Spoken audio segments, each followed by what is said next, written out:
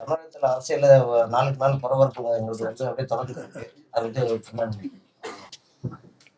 தமிழகத்தில் நாளுக்கு நாள்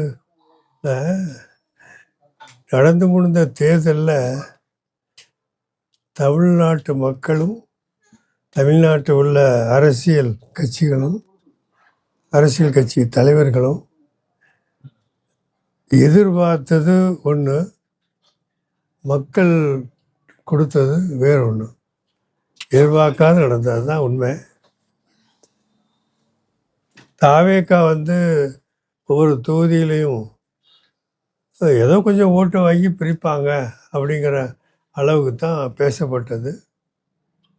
ஆனால் தேர்தல் நடக்கும்போதே இந்திய முஸ்லீம் லீഗ് நாங்கள் திராவிட முன்னேற்ற கழக கூட்டணியில் தான் இருந்தோம். அந்த கூட்டணியில் இருந்து சுருக்கமாக சொன்னால், குளத்தூர் தொகுதியில் எங்களுடைய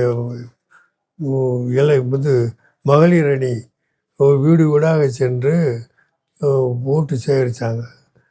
அப்போவே என்னிடத்துல சொன்னாங்க, பேராசிரியர் இந்த மாதிரி ட்ரெண்டு எப்படியோல தெரியுது, வீடுகள்லாம் அந்த பெண்டுகள்லாம் வேறு மாதிரிலாம் பேசுகிறாங்க, இதை நாங்கள் திமுக வட்டாரத்துக்கு சொல்லியிருக்கோம் என்று சொன்னாங்க.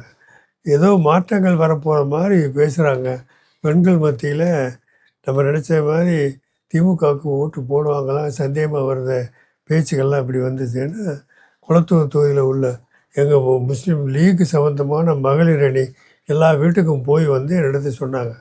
அப்போது நாங்களும் அதை தெரிவித்தோம். அதுபடி அவங்க என்ன நடவடிக்கை எடுக்க தெரியல, அவ்வளோதான் உண்மை.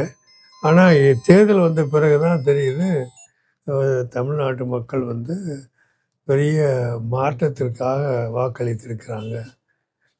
ஸ்டேட்டஸ்கோ விரும்பலை, இருந்த நிலைமையை விரும்பாமல் புதிய மாற்றத்துக்காக வேண்டி மக்கள் எல்லாம் வாக்களிச்சிருக்காங்க. என்ன உண்மை தான் விளங்கிச்சு.